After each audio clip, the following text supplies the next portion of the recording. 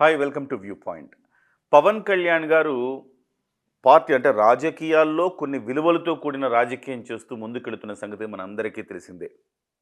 అదే సమయంలో పరిపాలనలో కూడా అత్యంత పారదర్శకతతో కూడిన పరిపాలన అందించే ప్రయత్నం 100% చేస్తున్నారనేది ఇవాళ ఆయన చేసిన ట్రాన్స్ఫర్ల విషయాన్ని చూస్తే మనందరికీ అర్థమవుతుంది. ఇప్పటికే ఆయన పరిపాలనలో 13,326 పంచాయతీల్లో ఏకకాలంలో గ్రామ సభలు నిర్వహించి సక్సెస్ అయ్యారు. అలాగే ఇదొక వరల్డ్ రికార్డ్‌గా కూడా నమోదైంది. ఇదే ప్రక్రియను దేశవ్యాప్తంగా చేయాలని ప్రధానమంత్రి నరేంద్ర మోదీ కూడా అధికారులతో చర్చించారట.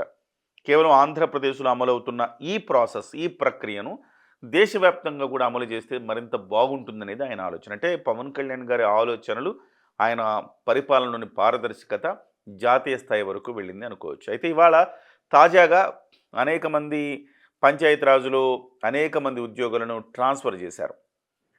గతంలో ఎన్నడూ లేని విధంగా ట్రాన్స్ఫర్లు అంటే మనందరికీ తెలిసిందే. ప్రలోభాలుంటాయి. తర్వాత ఎమ్మెల్యేలతో రికమెండేషన్ లెటర్లు, రకరకాల ప్రయత్నాలు అయితే జరుగుతూ ఉంటాయి. వీటన్నింటికి తావు లేకుండా చాలా చాలా పారదర్శకంగా ఈ అంశాన్ని నిర్వహించినట్టుగా చెప్తున్నారు. గతంలో ఏ శాఖలో జరగనంత పారదర్శకత ఈసారి వీటిలో జరిగిందని చెప్తున్నారు. ఎవరి సిఫారసులను అంగీకరించకుండా కేవలం ప్రతిభ ఆధారంగా వాళ్లను ట్రాన్స్ఫర్ చేసినట్టుగా చెప్తున్నారు. చాలామంది గతంలో అంటే ప్రతిభావంతులు చాలామంది లూప్ లైన్లో ఉండిపోయారు. వాళ్ళందరినీ కూడా మెయిన్ స్ట్రీమ్లోకి ఈసారి పవన్ కళ్యాణ్ గారు తీసుకొచ్చినట్టుగా అనుభవజ్ఞులైన అధికారులు చెప్తున్నారు. గతంలో పంచాయతీరాజ్ శాఖలో పనిచేసి రిటైర్ అయిపోయిన అధికారులు ఈరోజు జరిగిన ట్రాన్స్ఫర్ల ప్రక్రియను చూసి వాళ్ళతో నేను మాట్లాడడం జరిగింది. వాళ్ళు చాలా చాలా ఆనందాన్ని వ్యక్తం చేస్తున్నారు. ఎందుకంటే ప్రతిభ ఉండే వాళ్ళేమో లూప్ లైన్లోకి వెళ్ళిపోతున్నారు. ప్రతిభ లేని వాళ్ళు రికమెండేషన్ తోటి డబ్బులిచ్చి ఆ రకరకాల ప్రక్రియల్లో వాళ్ళు మెయిన్ స్ట్రీమ్లో ఉంటూ ఉన్నారు. తద్వారా ఏం జరుగుతుంది? పాలన కుంటుపడుతుంది. అలా కాకుండా రాష్ట్ర ప్రయోజనాల దృష్ట్యా పాలన మరింత మెరుగ్గా ఉండాలంటే ప్రతిభావంతులని మెయిన్ స్ట్రీమ్లోకి తీసుకురావాలి. ఇదే ఉద్దేశంతో పవన్ కళ్యాణ్ గారు ఈరోజు ట్రాన్స్ఫర్ల ప్రక్రియ పంచాయతీరాజులో ముగించారని చెప్తున్నారు. సో ఎక్కడెక్కడ ఉన్న వాళ్ళని తీసుకొచ్చి మెయిన్ స్ట్రీమ్లో తీసుకురావటం, అదేవిధంగా ఇతర శాఖల్లో నుంచి డిప్యుటేషన్ మీద ఇక్కడికి అధికారులు ఎవరైతే పంచాయతీరాజులో పనిచేస్తున్నారో వాళ్ళందరినీ కూడా మదర్ డిపార్ట్మెంట్లకు పంపించేశారు. సో బయట వేరే డిపార్ట్మెంట్లో పనిచేస్తున్న వాళ్ళందరినీ కూడా తిరిగి మళ్ళీ పంచాయతీరాజ్ తీసుకొచ్చారు. అలాగే వాళ్ళ స్థానికంగా ఎక్కడైతే ఉంటారో అక్కడ కాకుండా పక్క జిల్లాల్లో పోస్టింగ్ ఇవ్వటం జరిగింది. సో అన్ని రకాలుగా చూస్తే ఒకటేంటంటే ప్రతిభావంతులకు సరైన ప్లేస్లు ఇచ్చారు. రెండేంటంటే మాతృ సంస్థలోకి అనేక మందిని తిరిగి తీసుకొచ్చారు.